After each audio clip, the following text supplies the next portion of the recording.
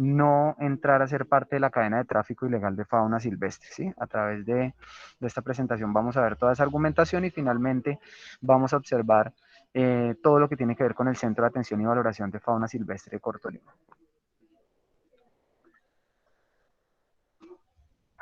Bueno, lo primero que nosotros cuando hablamos de fauna hacemos como una especie de paralelo y tiene que ver con lo que es fauna doméstica y fauna silvestre. ¿Y por qué hacemos un paralelo? Porque realmente las corporaciones autónomas regionales como principales autoridades ambientales de cada uno de los departamentos en el país tienen competencia solamente sobre la fauna silvestre. Entonces, básicamente, cuando nos referimos a fauna silvestre, son todas aquellas especies de las cuales el hombre no puede estar cerca de ellas como primera medida. Segundo, no puede generar razas a partir de ellas en cautiverio. Y por el contrario, todo lo que tiene que ver con domésticos es todo aquello que sí puede estar con el hombre, que el hombre puede generar, puede generar razas a partir del cautiverio. De esta manera, pues en esta imagen lo que podemos ver es todo lo que tiene que ver con fauna doméstica. Esto no es competencia de las corporaciones, pero también se trabaja dentro de las alcaldías, que son los entes territoriales que responden por este tipo de individuos, ¿sí? Por otra parte, entonces tenemos acá lo que es fauna silvestre, estos algunos de los individuos de fauna silvestre de nuestro país y que claramente pues son competencia directa de las corporaciones autónomas regionales. Entonces, así las cosas sintetizando, tenemos que Cortolima, que es la autoridad ambiental para los 47 municipios del departamento del Tolima, tiene su competencia y su potestad sobre la fauna silvestre, mientras que todo lo que tiene que ver con fauna doméstica está en cabeza de cada una de las alcaldías de los municipios de nuestro departamento. Si quería acotar algo, si tienen alguna duda, alguna pregunta, voy a tratar de ser lo más claro posible, pero si tienen alguna pregunta o necesitan hacerla, con mucho gusto pueden abrir el micrófono y preguntar, no hay ningún problema. Bueno, el primer argumento que tenemos acá para no entrar dentro de esa cadena de tráfico es el hábitat natural de estos individuos. Recordemos que el hábitat natural de estos individuos no es ni una finca, ni la casa, ni un apartamento, sino que realmente los hábitats naturales a los cuales pertenecen estos individuos los vamos a empezar a ver acá según la clasificación biológica que le hemos podido dar. Entonces, primero encontramos los bosques primarios, que es más o menos la imagen que están viendo en pantalla, y son bosques que para el país quedan muy... Juan, perdón, Señora, creo que las diapositivas no están pasando. ok, ¿estás en este momento en cuál? Bueno, En la ahí. primera, estamos en la Ok, primera. ok. Me dice que está en la primera diapositiva, o sea, no le están pasando a ella ya. Ya, Bueno, no sé si desde ahí se está moviendo. Sí, señor. sí, ya.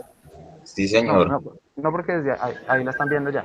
Ok, bueno, entonces, bueno, vamos a recular un momento. Entonces, esto es lo que les decía, hoy hablábamos de fauna doméstica, estos individuos que sí pueden estar cerca del hombre, que no tienen ningún problema de ser domesticados, y por el contrario, esto que es lo que tiene que ver con fauna silvestre. Esta ya la hemos visto. Entonces, ahora sí, estamos en la del hábitat natural. Sí. Listo, ok. Bueno, entonces, empezamos. Bosques primarios. Entonces, son todos aquellos bosques que, aunque en el país ya son muy pocos realmente, tienen una característica muy importante y es que no han sufrido la intervención antrópica. ¿Qué es intervención antrópica? Pues la intervención del hombre, ¿sí? Digamos que podríamos darle el calificativo de que afortunadamente no ha pasado. ¿Por qué? Porque resulta que allí es donde reposa el mayor capital de biodiversidad eh, de fauna silvestre, ¿sí? En estas zonas de bosques primarios es donde realmente reposa el capital de biodiversidad de fauna.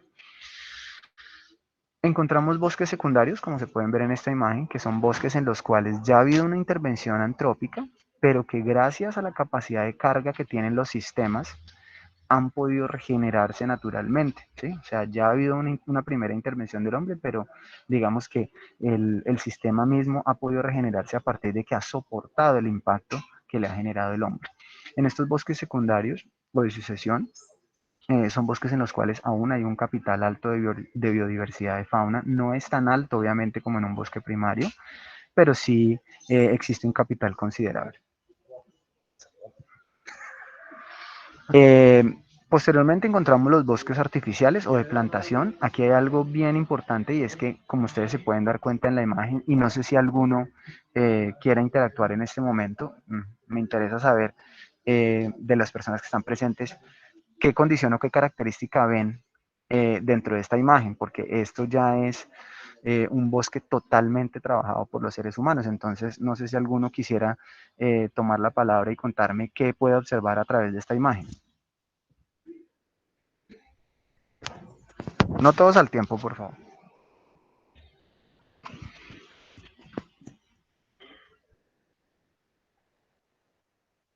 Bueno, los muchachos, ¿sí me oyen o no me oyen? Sí, señor. Bueno, Bueno, pues, Señor. yo bueno, podría, lo que yo analizo ahí en la imagen es sí, que eso no es un bosque, sino es más bien como un cultivo de pinos. sí, Entonces no tiene las condiciones necesarias para que animales terrestres, por ejemplo roedores, puedan habitar allí. Y ok, pues tampoco dejaría condiciones de alimento porque pues son solo pinos. ok, muchas gracias, Auder, muy amable. ¿Quién más? ¿Qué otra cosa se puede observar a través de esa imagen?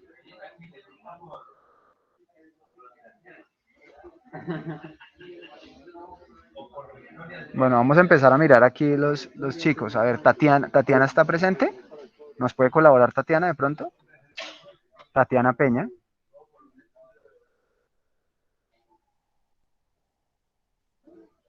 Bueno, profe, como que Tatiana no está. Andrés Blandón, ¿de pronto nos puede colaborar? Pues lo que yo analizo en la foto es como la utilidad que le da el hombre es como para una división, ¿no? Como unos linderos. Esa es mi... Ok. Sofía Cruz, ¿está presente? Sí, señor. Cuéntanos, Sofía, ¿qué puedes observar en esa imagen? ¿Qué nos puedes decir de eso?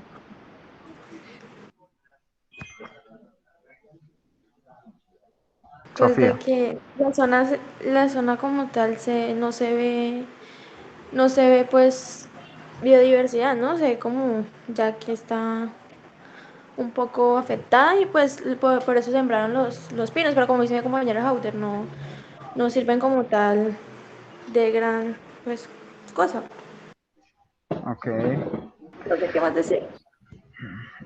Bueno, entonces miren, ¿qué es lo que sucede con esta imagen? Si ustedes pueden ver, en esta plantación estamos observando muchos individuos arbóreos, pero de una misma especie. ¿Es correcto? O sea, todos esos árboles que están viendo ustedes ahí son una misma especie, pero son muchos individuos de la misma especie. ¿Qué ocurre?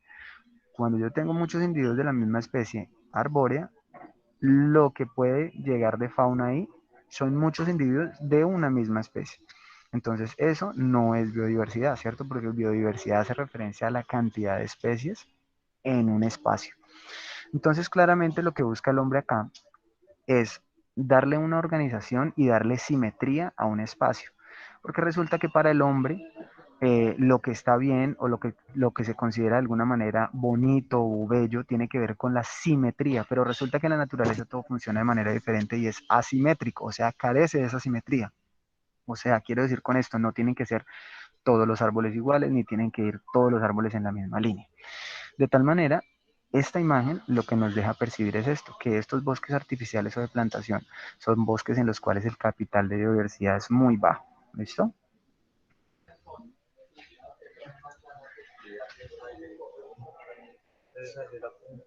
No, porque no pasa, perdón. No pasa cuando lo ponga en la presentación. Tiene que ser ahí. Perdón, perdón un segundito porque no me está dejando pasar ahora acá. Ok.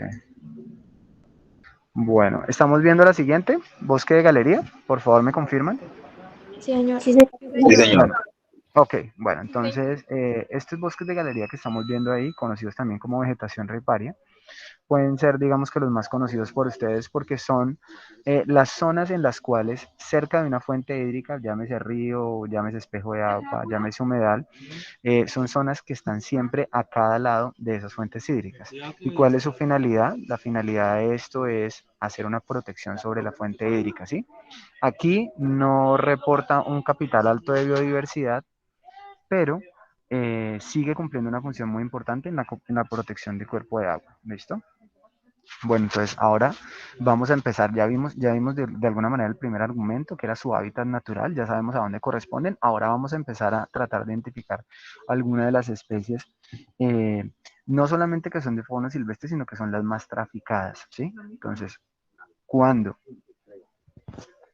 Cuando estamos hablando de tráfico ilegal, nos referimos básicamente a 4 actividades. Primero, la caza. Segundo, el transporte. Tercero, la comercialización. Y cuarto, la tenencia. Esa es la cadena del tráfico ilegal. ¿Qué quiero decir con esto? La persona que caza, o sea, la persona que extrae del medio natural el individuo o sus partes, está cometiendo un delito. Quien ejerce el transporte ilegal del individuo está cometiendo un delito. Quien ejerce la comercialización, o sea, la venta del individuo, está cometiendo un delito. Y quien lo compra, quien es quien ejerce la tenencia ilegal, también está cometiendo un delito. ¿Eso es claro, muchachos?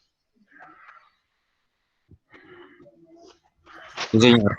Bueno, muy bien. Entonces, teniendo en cuenta eso, vamos a empezar a ver cuáles son los individuos más traficados en nuestro país. Ojo, acá no vamos a ver todos los individuos de fauna silvestre, porque acuérdense que esto se llama manejo post-decomiso de fauna silvestre, estamos hablando de tráfico. Entonces, en primera instancia tenemos las loras frente amarillas y loras reales, son individuos altamente traficados, básicamente para ejercer la labor de tenencia ilegal, ¿sí? Casi siempre en las casas o en las fincas se encuentran este tipo de individuos, y digamos que el trasfondo natural de esta tenencia ilegal es la parte cultural. ¿Por qué? Porque resulta que nosotros a través del tiempo hemos transferido una información de que estos individuos se pueden tener en casas, ¿sí? La mayoría de personas que tienen fincas y han tenido familiares que tienen estos individuos, crecen pensando que estos individuos son para tener en una jaula, que son para enseñarle a decir palabras, a reírse, bueno, una cantidad de cosas que hacen los seres humanos con estos individuos que realmente no están bien y lo vamos a ver un poco más adelante, pero que finalmente ha hecho que esta información se haya transferido a través de generaciones y se tenga la cultura de que estos individuos son domésticos cuando realmente no lo son. ¿Listo? Entonces tenemos loras, guacamayas y guacamallejas, como lo podemos ver en la imagen. Siguiente.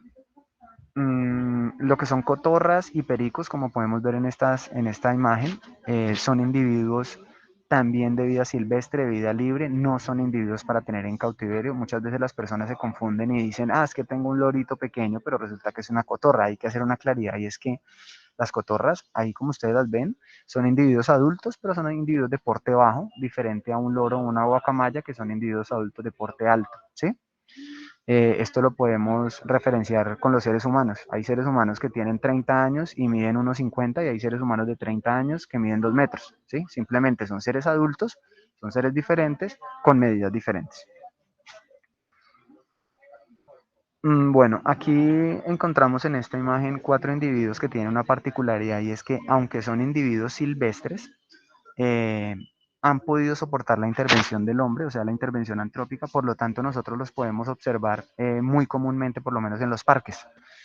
Una cosa es que ellos hayan soportado esta intervención antrópica y encuentre un individuo esto en los parques, otro es que yo crea que lo puedo coger y llevarlo a una jaula y tenerlo en mi casa, ¿sí? Desafortunadamente para estos 4 hay mucha labor de tenencia en el hecho que las personas, como los ven cerca, los seres humanos, creen que pueden tenerlos en jaulas. Bueno, acá me gustaría, en esta imagen, estamos viendo la imagen de los venados y los ñeques, ¿sí? Acá sí me gustaría que alguno participara frente a esto y me contara de las actividades de tráfico ilegal. ¿Cuál sería la actividad que más los ataca? No sé si ya llegó Tatiana, que nos pueda colaborar.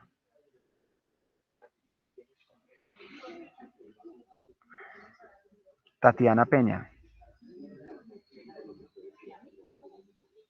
Tatiana Peña se encuentra en la sala, no se encuentra en la sala, es que Aparece conectada, pero no. Bueno. Hauder, por favor, que está pidiendo la palabra. Con mucho gusto, cuéntenos. Bueno, a estos cuatro, pues lo que más los afecta es la caza ilegal, porque pues los cogen para comercializar su carne o para consumirla. Ok, perfecto, perfecto, Hauder, así es. Lastimosamente, estos 4 individuos son atacados por la caza ilegal de fauna silvestre. ¿Qué sucede? Eh, Especies como por lo menos el venado blanco que están viendo en la parte superior izquierda son individuos que para nuestro departamento están prácticamente extintos y ha sido por la labor de caza, ¿sí? Básicamente. Ni hablar del venado rojo que prácticamente ya no se encuentra en el departamento del Tolima, el Mazama americana, ya prácticamente extinto. ¿Qué problema tenemos en la parte inferior con los ñeques?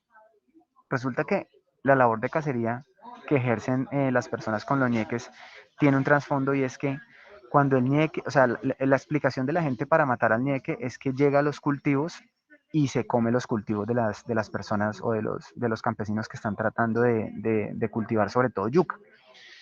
Pero la gente lo que no percibe es que este individuo baja a esos cultivos a consumir la yuca por el hecho de que nosotros, como seres humanos, ya hemos expandido nuestra frontera, ¿sí? Y hemos llegado a puntos donde están sus hábitats naturales a devastar para establecer nuestros cultivos, ¿sí? Entonces, cuando nosotros devastamos esas zonas de hábitat natural, el individuo lo único que puede hacer es bajar a buscar alimento, porque su alimento naturalmente ya no lo encuentra. Entonces resulta que aquí es donde el ser humano lo que hace es matar el individuo. Pero este no es el problema mayor. Resulta que este individuo hace parte de una cadena trófica, ¿sí? O ustedes lo conocen como la cadena alimenticia, pero es una cadena trófica o un nivel trófico. Y resulta que él, como es predador, también es presa y es presa de otros individuos, como por ejemplo los felinos. Entonces ahí es cuando nos llegan esos problemas de conflicto a la corporación. Lo que pasa es que en una solicitud es que en mi finca vi un ocelote, ¿sí? Vi un felino, que un felino está rondando en mi finca y mi finca es plana. ¿Cómo así que un felino se bajó hasta allá? Claro, como el felino es predador de estos individuos y como el alimento es este individuo naturalmente y el individuo ha tenido que migrar hacia los cultivos para poder conseguir alimento, pues tras la presa viene el predador. Entonces ahí ya se genera un conflicto mayor, porque entonces el felino no solamente viene a consumir eso, sino que viene a lastimar a los individuos domésticos, entonces empieza que se comió las gallinas, que mordió una res, eh, que acabó además con los ñeques que había. Entonces, fíjense que esa expansión de la frontera del hombre, de tratar de ganar espacio para sus cultivos, genera inmediatamente una cadena de imprevistos a nivel de un ecosistema, ¿sí? Porque todos estos individuos están en equilibrio en su ecosistema y todo ese equilibrio se pierde en el momento en que el hombre interviene, ¿sí? Ahí es donde todo se pierde. Entonces, fíjese que cuando yo hago esa apertura y esa expansión de mi frontera agrícola, en ese mismo momento impacto el ecosistema y estos individuos empiezan a bajar y asimismo sus predadores también vienen. ¿Listo? Y con el armadillo es un tema más de tipo cultural que lo vamos a ver más adelante de por qué se ejerce la cacería sobre ellos. Bueno, en esta diapositiva tenemos lo que son los primates y los primates que más recurrentemente son traficados. ¿Qué problema tenemos con los primates? Que realmente, pues ustedes saben que hay una cercanía genética al 98% con los seres humanos y eso les da unas características y es que se pueden improntar muy fácil. Esta palabra improntar quiero que la tengan clara porque es que en fauna silvestre no es muy dado hablar de domesticación, porque uno no domestica un animal silvestre. Los animales silvestres se improntan, ¿sí? Y la impronta tiene que ver con la asimilación de comportamientos humanos a partir de lo que yo puedo observar. O sea, es una copia del comportamiento de los seres humanos. Eso es la impronta. Entonces, por eso ustedes ven, dicen, ay, es que yo vi un miquito que come ponqué ramo, o yo vi un miquito que toma gaseosa de una botella. Ese ya está domesticado. No, no está domesticado. Él lo que está es demostrando una impronta que ha copiado del comportamiento de los seres humanos, ¿sí? Él observa y a partir de lo que observa puede copiar. Y le es muy fácil copiar el comportamiento por la cercanía genética que tiene con los seres humanos. Pero asimismo, como es tan fácil para ellos copiar estos comportamientos, es tan difícil hacer reversa de ellos. ¿Qué quiero decir con esto? Cuando uno ha tenido un primate en cautiverio y el primate logra un estadio adulto, su rehabilitación es prácticamente imposible, ¿sí? Porque ya está tan improntado y están tan ensimismados esos comportamientos humanos que prácticamente es imposible hacer una rehabilitación de ellos. Entonces, fijémonos como seres humanos hasta dónde podemos estar haciéndole un mal a un individuo de esto. Continuamos con lo que tiene que ver con serpientes. Acá estas cuatro, digamos que son por el lado del tráfico ilegal lo que más nos llega a la corporación. En la parte superior tenemos una boa, que es una, quiero dejar algo claro. Eh, Muchas personas le preguntan a uno, bueno, ¿cuál serpiente es venenosa? ¿Cuál serpiente no es venenosa? En la parte superior tenemos una boa y una serpiente toche. Serpiente toche es un colúbrido que en teoría son individuos que son inofensivos, pero inofensivos no quiere decir que no tenga veneno, lo mismo que la boa. O sea, las serpientes tienen veneno, todas necesitan veneno, porque es su forma de captar alimento. Lo que ocurre es que los venenos que producen por lo menos la boa y la toche son venenos que son inocuos para el ser humano y no generan ningún tipo de, digamos que no pone en peligro la vida de un ser humano. Ahora bien, si usted tiene un accidente ofídico con una serpiente toche, que es un colúbrido, o sea, si lo muerde una serpiente, en la zona donde lo mordió, muy seguramente va a haber un edema, usted va a sentir, puede sentir fiebre, puede sentir calor, pero no va a pasar de ahí, ¿sí? Porque, como le digo, es un veneno que es prácticamente inocuo para los seres humanos, pero veneno siempre hay.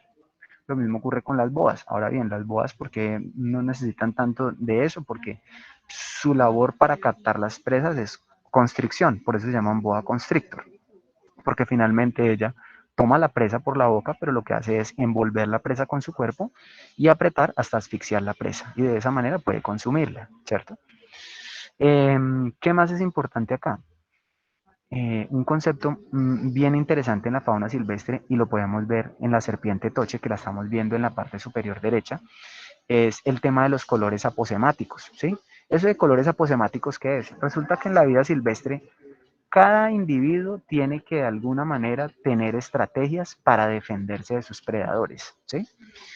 Y si ustedes se dan cuenta, la mayoría de individuos de fauna silvestre que tienen colores vivos, como acá, son individuos que son venenosos o peligrosos. Entonces, ¿qué hace por lo menos esta señora? Una de sus estrategias es tener colores aposemáticos. Es una serpiente que realmente no va a producir un daño mayor, pero que por sus colores, cuando los predadores la ven, no se acercan porque ya saben que ahí puede haber un peligro. Entonces, fíjense que es una estrategia que utiliza el individuo para poder protegerse de sus predadores. ¿Listo? Y en la parte inferior observamos la talla X, la Botrops asper, y la serpiente rabo de ají, que es la Micrurus nipartitus. En este caso sí son serpientes que producen veneno en lo que tiene que ver con la Botrops asper, que es la talla X, es un veneno citotóxico. Y en la Micrurus nipartitus es un veneno neurotóxico o una neurotoxina. En los accidentes ofídicos en el país, el 98% de los accidentes ofídicos están reportados por talla X, la que están viendo a la izquierda. Pero si ustedes se preguntan cuál accidente ofídico es más complicado y más difícil de tratar, claramente es el de una serpiente rabo de ají, porque estamos hablando de una neurotoxina que va directamente al sistema nervioso, mientras que en la talla X estamos hablando de una citotoxina que va directamente al tejido. O sea, viendo las cosas de esta manera, hay muchas más probabilidades de poder hacer una reversa de un proceso de un accidente ofídico en una citotoxina que en una neurotoxina. ¿Listo? Es poco probable que hayan accidentes ofídicos por serpientes rabo de ají, dado que son serpientes, como ustedes ven ahí, primero son muy pequeñas y segundo son serpientes que tienen una condición y es que son fosoriales. ¿Qué quiere decir con esto? Que mantienen enterradas, por tal razón no tienen una buena visión. Entonces es poco probable que sean individuos que sean ofensivos. Realmente cuando se presentan accidentes ofídicos por serpiente rabo de ají se dan un ejemplo, una persona tiene sus elementos de trabajo guardados, sus botas, su casco, y llega a ponerse las botas y no revisa las botas, un ejemplo, muy seguramente ella puede en algún momento llegar a las botas y estarse ahí, y entonces al momento de meter el pie, pues puede haber un accidente, ¿sí? O haciendo limpieza de una canaleta, por ejemplo, muchas veces se ha presentado, las personas meten la mano sin saber qué hay y ahí está la serpiente y pues al tocarla obviamente ya reacciona, pero es muy poco probable que se den accidentes por este individuo. Ahora en esta imagen encontramos todo lo que son tortugas. Es claro decir que las tortugas desde la más pequeña hasta la más grande, desde las que están en tierra como las que están en agua, son silvestres, no son para tener en casa, no son para tenerlas en el acuario de la casa con los peces que se tienen ahí, porque mucha gente tiene la concepción de que compra tortugas y las meten al acuario para que estén ahí en la casa. No es así, o sea, no se pueden tener ninguna de ellas. Para este caso, tenemos 4 de las más traficadas. Fíjense que en la parte superior izquierda tenemos la Chelonoidis carbonaria, que es una tortuga morrocoy. Es un individuo que tiene una característica y es que puede estar en suelo como puede estar en agua, mucho más en suelo que en agua, pero puede estar en los dos. Los otros 3 individuos, la Pognemis expansa, que la estoy señalando acá, la tortuga charapa, la Trachemis scripta, que es la tortuga icotea, y la Cryptocheilus leucostoma, que es la tortuga tapaculo o tortuga caja, son individuos de hábitos acuáticos. Entonces, fijémonos que muchas veces encontramos tortugas icoteas en tierra, algo que no debería ser. Ellas salen a tierra por algunos momentos, pero en la mayoría de los casos siempre deben estar en agua.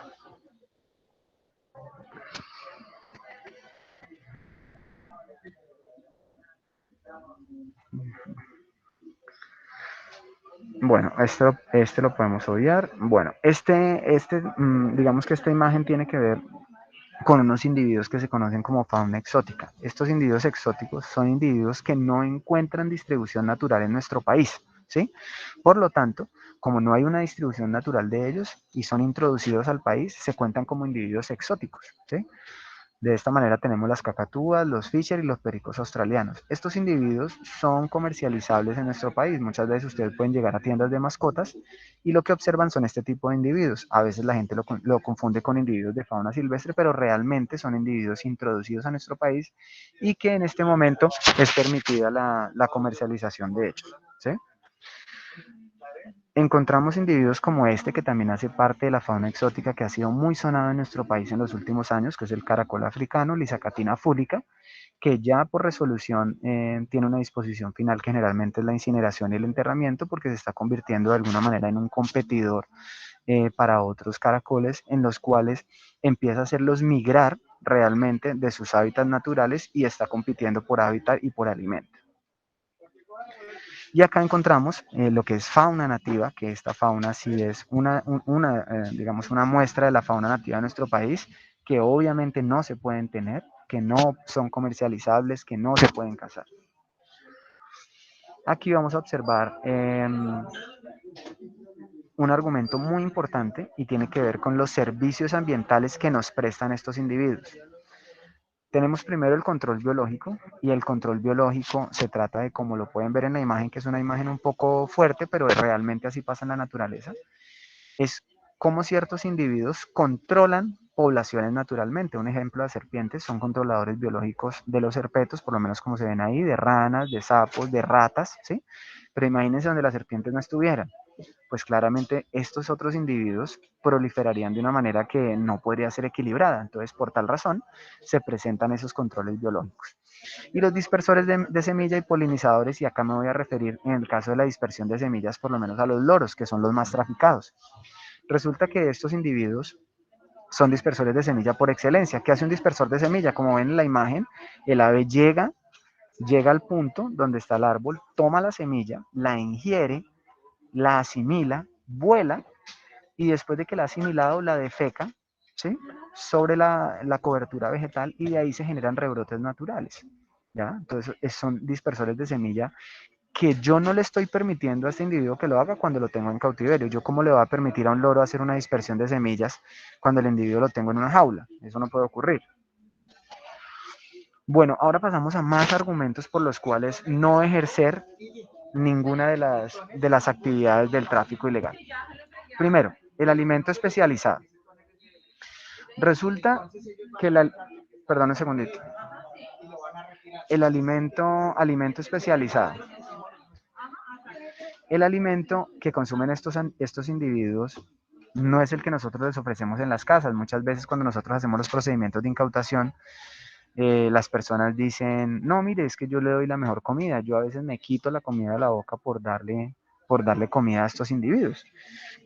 Entonces, eso no significa que sea el alimento. Y me voy a devolver un momentico acá porque esto tiene más que ver con sentido común. ¿Estamos todos en la diapositiva de hábitat natural, bosques primarios? ¿Me confirman? Sí, señor. Bueno, muy bien. Ok, ustedes consideran, para esto no hay que ser biólogo, sino tener sentido común. Ustedes consideran, cuando uno va a una casa a hacer una incautación, ¿qué le da de comer a la lora? Pan, chocolate, espaguetis, carne asada, ¿cierto? Todo eso. ¿Ustedes consideran que si este es el hábitat natural de esos individuos, ustedes creen que si yo me voy a un arbolito de estos por aquí, voy a encontrar una taza de chocolate colgada o voy a encontrar una bolsa de pan colgada ahí? Yo creo que no, ¿cierto? Entonces, eso lo que me indica es que si yo no encuentro el alimento en su hábitat natural, quiere decir que no es el alimento que le corresponde al individuo. Así de sencillo. Vuelvo y les digo, para esto no hay que haber estudiado 10 años, simplemente hay que tener sentido común. Otro argumento, ambientes naturales para reproducirse. Este es bastante importante. Nosotros muchas veces teniendo estos individuos en cautiverio, no permitimos que haya una cópula y posterior una reproducción de estos individuos. ¿Por qué les digo esto? Porque resulta que muchas veces hemos visto por lo menos loros. Los loros son individuos gregarios, o sea que andan en grupos en vida silvestre. Personas que tienen un par de loros en una jaula de 40 centímetros por 40 centímetros y están esperando que los loros den una cría. Eso nunca va a pasar, porque ellos necesitan de algo que se conoce como el espacio vital, ¿sí? O lo conocen en los Estados Unidos y los investigadores lo conocen como el home ranch, pero se conoce en español como el espacio vital y hace referencia al espacio que necesitan los individuos para vivir, para sobrevivir y además para poder generar una reproducción. En un espacio tan cerrado nunca va a pasar eso. Comportamiento agresivo y temperamental. Esto es bien importante porque muchas veces estos individuos tienen reacciones frente al comportamiento de los seres humanos. Muchas veces ha pasado con los primates que personas que tienen primates en sus casas, los primates los atacan y las personas se preguntan, ¿y por qué me ataca? Bueno, pues porque su comportamiento es ese. Él simplemente trata de responder a un estímulo que se le está generando y no siempre el estímulo tiene que ser el mejor. Compañía y enseñanza de individuos de su misma especie. Esto es bien importante. ¿Se acuerdan cuando hablábamos de la impronta sobre los seres humanos? Esa impronta que se hace sobre los seres humanos, que es por medio de copia de comportamientos a través de lo que yo puedo observar, ellos lo hacen, pero con sus semejantes. Por ejemplo, si yo tengo un primate en mi casa, yo no le puedo enseñarse a trepar a un árbol, porque en condiciones normales los seres humanos no lo hacemos. Bueno, habrán algunos que se trepan a los árboles, pero generalmente no. Yo no tengo una cola larga y extensil como la tiene un primate para colgarme de la cola de un árbol, ¿sí? Entonces, cuando ellos están en vida silvestre y son crías, ellos ven a sus padres colgarse de los árboles, tomar el alimento de los árboles, hacer forrajeo en los árboles. Entonces, ellos copian esos comportamientos y potencializan sus características para poder hacerlo, ¿sí? Y finalmente, pues son portadores de enfermedades que se pueden transmitir a los seres humanos. Eso se conoce como la zoonosis, ¿sí? Y fíjense que acá es bien importante porque hablando nuevamente del armadillo que les dije del caso de cacería, es un caso importante porque fíjense que la gente le gusta cazar los armadillos porque hay la creencia de que la sangre del armadillo le cura el asma a las personas, pero resulta que lo que la gente no sabe es que el armadillo es portador de una enfermedad que se llama lepra y que es zoonótica, se puede transmitir a los seres humanos. Entonces resulta que yo mato al armadillo, me tomo la sangre para quitarme el asma, pero me como la carne y puedo ser portador de lepra. Entonces fíjense que no es un negocio ni es algo bueno realizarlo de esa manera. Ahora, esta imagen que ustedes ven acá es de cómo se encuentran los individuos realmente en fauna silvestre cuando nosotros vamos a hacer los procedimientos de incautación. Estas imágenes de un procedimiento de incautación que hace Cortolima con la policía. Quiero que se den cuenta cómo es una imagen real de cómo tienen estos individuos en cautiverio.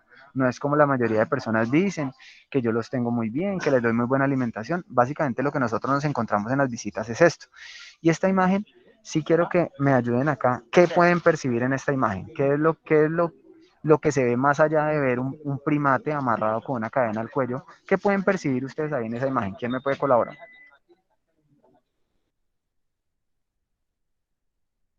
Diana Marcela Barragán.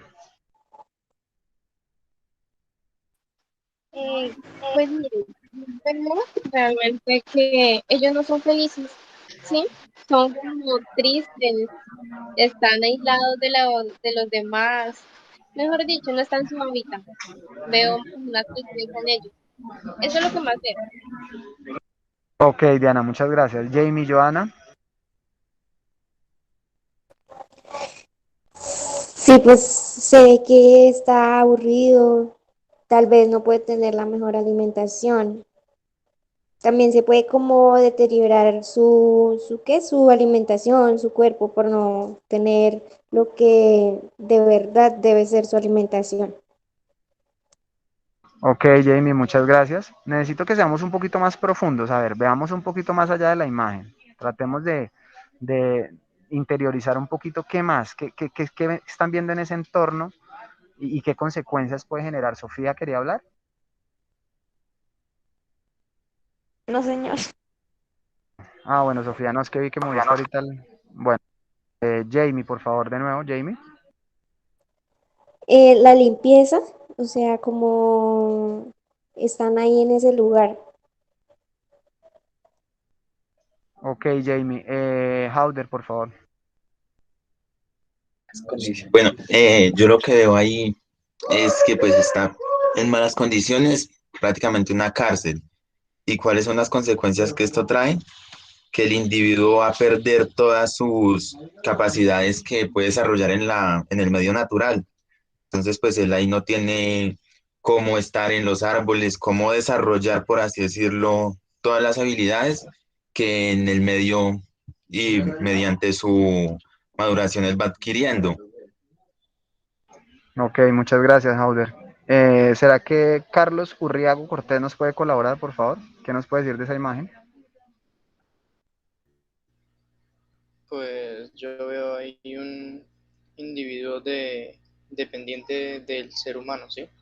Igual como dijo mi compañero Hauder, no sabe, no está conociendo su verdadero entorno y su verdadero hábitat y a la hora de liberarse no va a poder adaptarse, sino va a estar como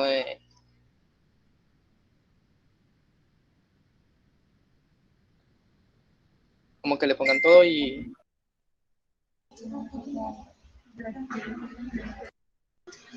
Ok, gracias, Carlos. Esmeralda Henao, ¿nos puede ayudar, por favor?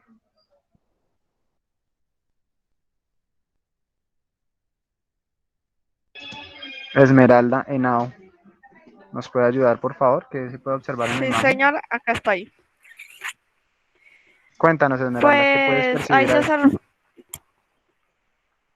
ahí se observa un maltrato. El animalito pues no se encuentra muy satisfecho que digamos. De pronto puede estar preocupado sin saber de pronto qué le irá a pasar o algo, amarrado.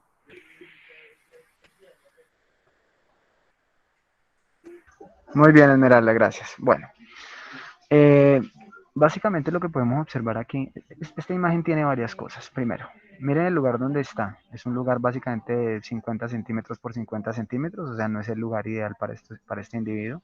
Ahora, miren todo lo que tiene que ver con la parte sanitaria. Fíjense las rejas, cómo están oxidadas, ¿sí?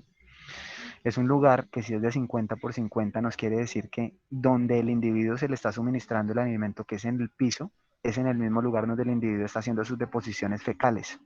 Quiere decir que está haciendo sus deposiciones donde se alimenta, ¿sí? Y esto, en el caso, no solamente, o sea, en todos los individuos, genera una contaminación. Pero en el caso de los primates es un problema mayor, porque los primates en vida silvestre jamás consumen alimento del suelo, todo lo consumen de los árboles. ¿Y por qué? Porque poseen un sistema digestivo que es algo débil. Como su sistema digestivo no está preparado para asumir cargas bacterianas como la que se observa ahí, generalmente estos individuos en cautiverio tienden a fallecer por infecciones intestinales. ¿Sí? Fíjense lo que les acabo de decir y lo acabo de sacar de una imagen. ¿Sí? Miren, este espacio, toda esa frase la sacamos de acá, de este espacio. Ahora bien, esta cadena amarrada al cuello, ¿qué significa? Cuando hacemos el procedimiento de incautación y se le pregunta al infractor por qué le amarra una cadena al cuello al individuo, la respuesta es, porque si yo no le amarro una cadena al cuello, él se va. Entonces, volvemos a aplicar el sentido común. Aquí no hay que ser biólogos para saber esto, pero si yo tengo que amarrarlo a usted de una cadena al cuello para que se quede conmigo, muy seguramente su lugar no es estar conmigo.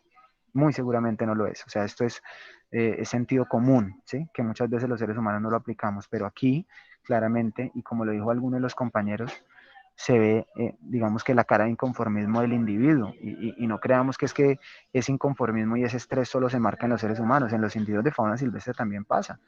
Ellos les genera estrés el cautiverio. ¿Listo? Acá vemos más imágenes de cómo llegan los individuos al centro de atención y valoración. Ustedes en la parte izquierda pueden observar una amazona amazónica, una lora real, que claramente está en condición deplorable. Fíjense que no tiene plumas. Y ese no tener plumas, como muchas personas nos dicen en las incautaciones, es que está mudando las plumas. Eso es mentira. Resulta que cuando ellos están en cautiverio, desarrollan comportamientos aberrantes. Esos comportamientos aberrantes en este caso se llama picaje, y ese picaje se produce ¿por qué? Porque cuando el individuo siente el cautiverio, ese estrés que le genera el cautiverio, él tiene que liberarlo de alguna manera.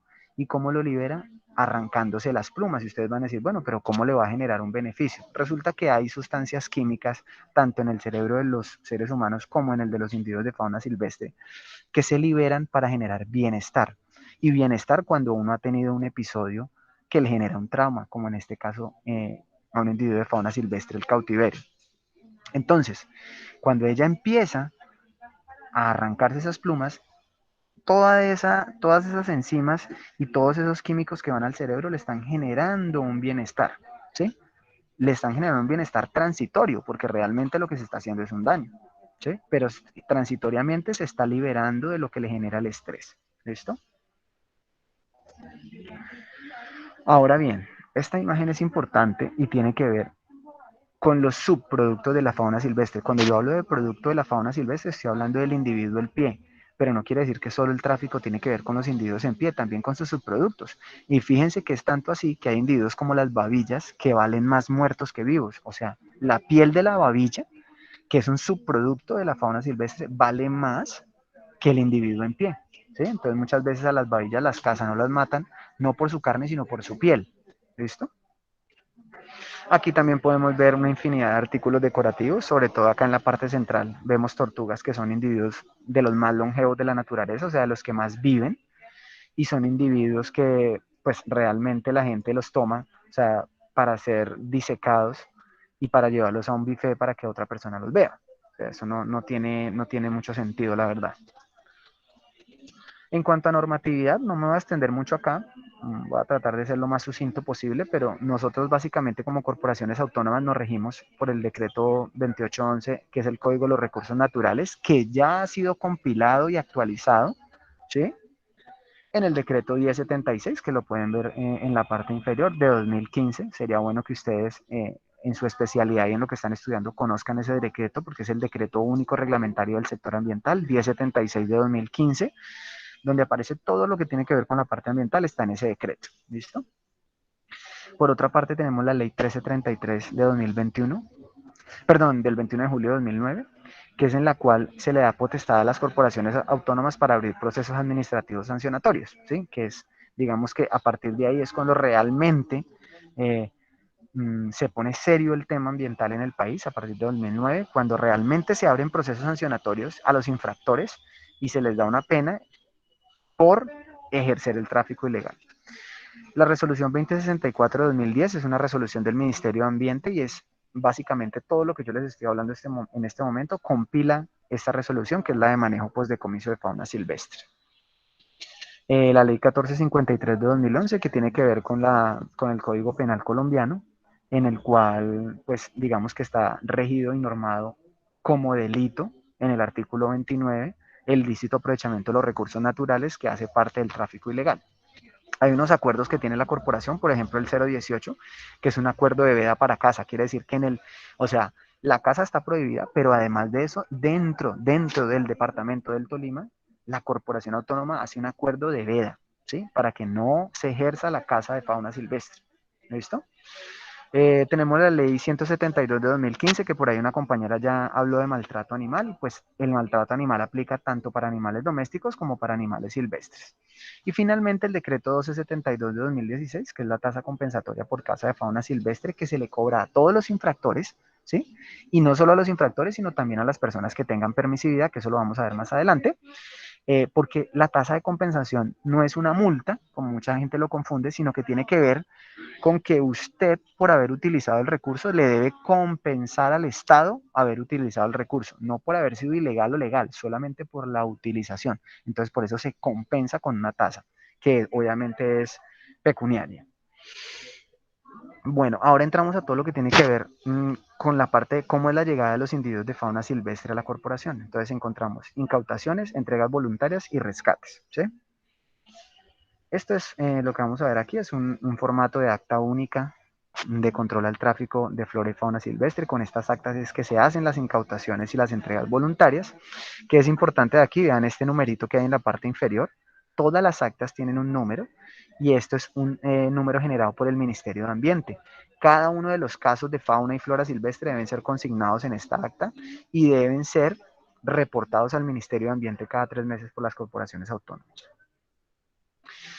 ¿Y qué hacemos con los individuos de fauna silvestre incautada, entregada voluntariamente o rescatada? Pues bueno, primero vamos a ver qué es una incautación. Pues la incautación es todo procedimiento en el cual la policía, como se ve en esta parte, en la parte superior izquierda, cuando la policía interviene en el procedimiento, ¿sí? Cuando hay una intervención de la fuerza pública se conoce como incautación. ¿Qué implicaciones trae esto? Cuando hay una incautación, desde el punto de vista penal, la policía le corresponde hacer captura de la persona y dejarla a disposición de la fiscalía.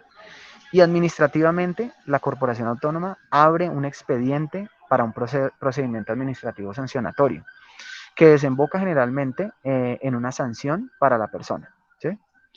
Por otra parte, la entrega voluntaria, que es más o menos la imagen que viene acá, es cuando las personas que han tenido animales silvestres que igual están cometiendo un delito porque están ejerciendo la tenencia, lo entregan directamente a la corporación, ¿sí? Cuando se le entregan directamente a la corporación. Eso se conoce como una entrega voluntaria.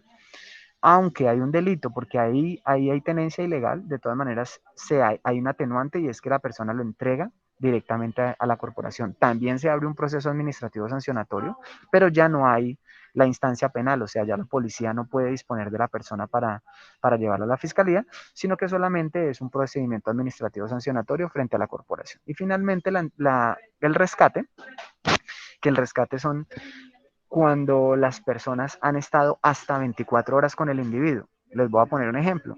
Yo voy pasando por la calle y veo un nido en un árbol de unos búhos y resulta que se cayó un búhito, una cría, y ya no, los padres no están ahí. Entonces, ¿a mí qué me corresponde hacer? ¿Cogerlo y llevármelo para la casa? No. ¿Cogerlo y llevármelo para casa para criarlo? No. A mí lo que me corresponde es tomar el individuo e inmediatamente dirigirme a Cortolima y entregarlo a Cortolima. Eso se conoce como un rescate. Cuando usted tiene hasta 24 horas con el individuo. Cuando usted supera las 24 horas con el individuo y ya empieza a crearlo y empieza a tener una empatía, una relación con él, ya se conoce como una entrega voluntaria y en el caso que llegue la policía, pues una incautación, ¿sí? Entonces, este también es un llamado para que esos individuos que sean de fauna silvestre sean reportados y sean entregados a la corporación, porque no, muchas personas por desconocimiento de la norma lo que hacen es rescatar los individuos y quedarse con ellos, pero al quedarse con ellos ya están cometiendo un delito. ¿Listo? Ahora sí, ¿qué hacemos con estos individuos? Pues acá nosotros contamos con un centro de atención y valoración de fauna silvestre. Este centro queda ubicado en el kilómetro 7 en la vereda Llanitos, vía el Cañón del Conveima. Es un centro de atención y valoración que cuenta con 33 hectáreas de espacio, ¿sí? Se encuentra en un bosque montano bajo, estamos entre los 1400 y los 1690 metros sobre el nivel del mar. ¿Qué procesos llevamos a cabo allí? Nosotros contamos con médico veterinario zootecnista, contamos con biólogo, contamos con pasantes en medicina veterinaria y zootecnia y pasantes en biología. Además de esto, contamos con un operario sanitario y con un operario de alimentación. Hacemos valoraciones clínicas, como se puede observar en la imagen. Cuando llega el individuo de fauna silvestre al centro, se abre una historia tanto clínica como biológica. Y la idea es que primero se haga una valoración clínica para saber cuál es su condición. Acá podemos ver parte del manejo sanitario que se le da a los individuos, la alimentación. Posteriormente, después de la valoración clínica, se hace una valoración biológica que el profesional en biología debe empezar a revisar cada uno de los comportamientos a través de estímulos de un test que se genera para ver qué condición biológica tiene el individuo, cómo está su comportamiento. Cuando ya esas valoraciones están listas, se designan unos protocolos, tanto clínico como comportamental, para que el individuo empiece a hacer una rehabilitación de todos sus procesos, tanto en la parte clínica como en la parte de comportamiento. Acá vamos a ver unos ejemplos de estímulo comportamental, terapias de vuelo para aves y también terapias físicas. Acá estamos viendo la terapia física para un primate.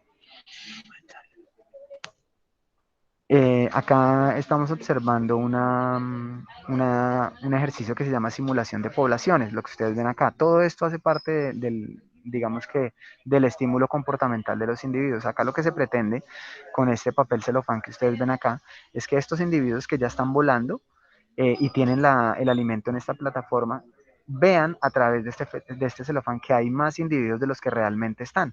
¿Por qué? Porque claramente cuando hay más individuos, los obliga a ellos a volar más rápido por el alimento. Entonces se simula una población mayor para que ellos adopten una característica de volar más rápido y tratar de conseguir el alimento.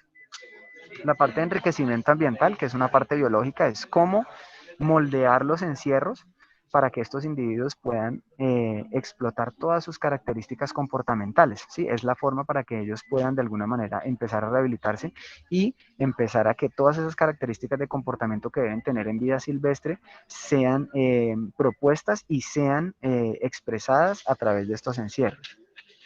Aquí lo que se observa es una ambientación para loros básicamente y eso es una especie de laberintos que se generan para que ellos puedan buscar el alimento. Realmente en vida silvestre ellos no van a tomar el alimento de una coca como lo hacen cuando están en cautiverio, sino que ellos son individuos que les gusta buscar entre los árboles el alimento, no de una manera tan sencilla. Esta ambientación que se observa acá de un encierro es una ambientación para primates, como ustedes pueden observar.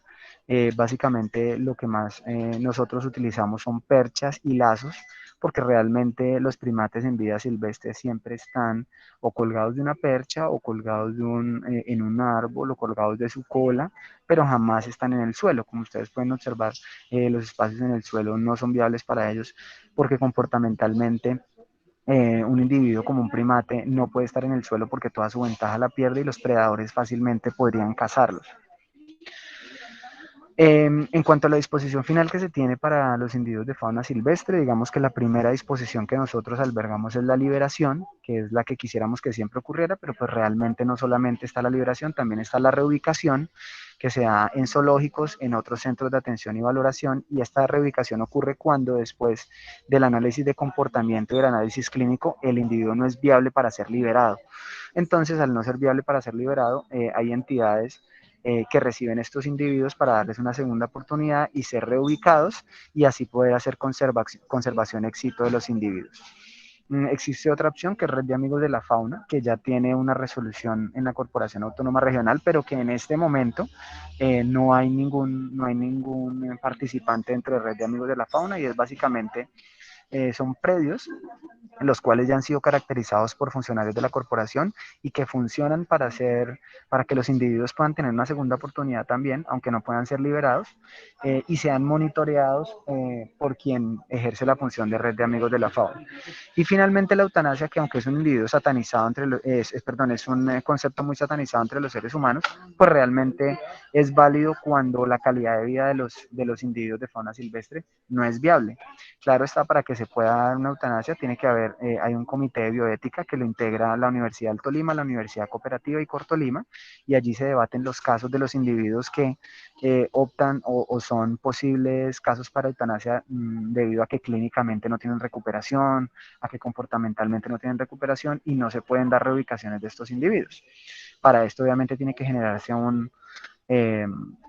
digamos que una resolución o un acto administrativo para que se pueda generar esto, pero lo que nos interesa es que siempre podamos llegar a la liberación. Ese es, digamos que, el fin de nosotros como centro de atención y valoración es poder llevar a estos individuos desde el cautiverio a ser liberados.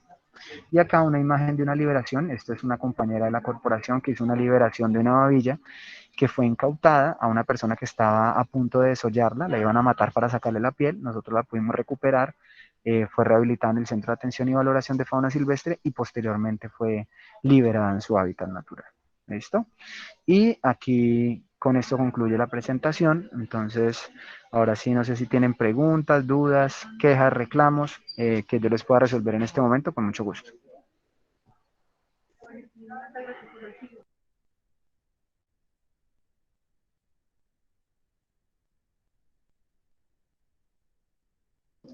Bueno, no sé Juan, si... yo tengo una duda.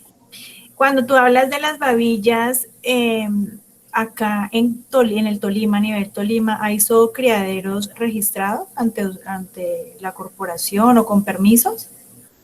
Bueno, hay un zoocreadero en Carmen de Apicalá, pero tiene, digamos que está registrado ante el ANLA. Recordemos que cada corporación tiene jurisdicción en su departamento, pero el ANLA, que es la Autoridad Nacional de Licencias Ambientales, la tiene en todo el país. Entonces, muchas veces las personas que tienen zoocriaderos no recurren a la corporación, sino que directamente van al ANLA. Entonces, el ANLA a veces da esa permisividad, ¿sí? Eh, que yo sepa, porque no trabajo en esa parte de zoocriaderos, yo trabajo solamente en la parte de control y vigilancia. Creo que en el Carmen de Apicalá hay un zoocriadero, pero pues digamos que siempre se han tenido como inconvenientes con esos temas porque digamos que son temas delicados en cuanto a la exportación de individuos, la permisividad para eso. Y pues como te digo, no solamente está la corporación, sino también está ANLA, que es una entidad que está por encima a nivel nacional. Entonces muchas veces se presentan como contradicciones entre esas entidades, porque pues una permisividad para unas cosas las dan las corporaciones y otras el ANLA, pero sí tengo conocimiento que creo que hay un zoocriadero que está en el Carmen de Apicalá. Ok, gracias. Chicos, ¿tienen dudas? ¿Alguna inquietud? Por favor, aprovechen que Juan tiene toda la disposición para ustedes.